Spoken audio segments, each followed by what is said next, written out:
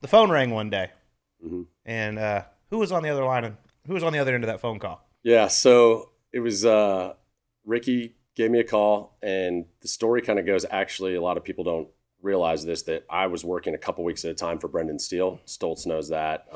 We might have talked about it before. So I would just do it for fun because I was coaching, and I was actually trying to run a clothing company at the same time too. So I had a lot of different things going on. And Rickie asked me to come do the Columbus event, and I was scheduled to do Omaha and Columbus for Brendan. So I had to make the phone call to Brendan and say, hey, would you have an issue with this? Is this cool? And Brendan was unbelievable about it. He said, no, you got to, go do it. Go work for him for a week. Because I said, hey, I don't know. I think this is a trial for possibly doing this full time.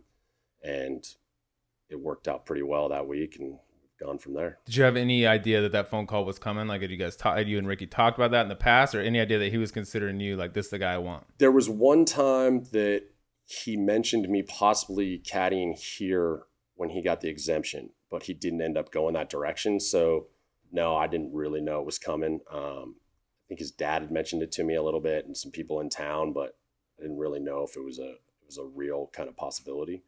And there it was kind of, like I said, it was a trial. It was like, hey, let's go see if it works. And it went really well. And then he said, you want to come in the fall? I said, yeah. Quit coaching and came out there with him. Well, let's talk about that week in Columbus. So, he was an All-American, so he was an amateur playing that week because the first team All-Americans get a spot in that, what was then the Nationwide Tour, now the Korn Ferry Tour event in Columbus.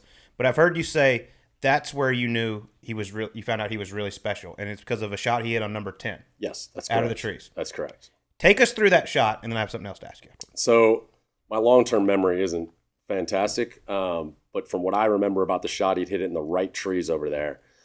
And he had this, I was looking low, like just chip this out, get it down there somewhere by the green, might be able to get it 40 or 50 yards from the green. We can get it up and down, we move on.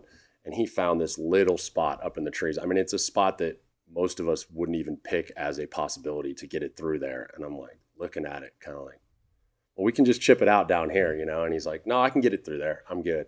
And he hit this shot that it went right through this little spot. I mean, this spot couldn't have been more than a couple feet by a couple feet. And he hit this big high cut and got through there, knocked it on the green. And I was like, wow, this kid's different.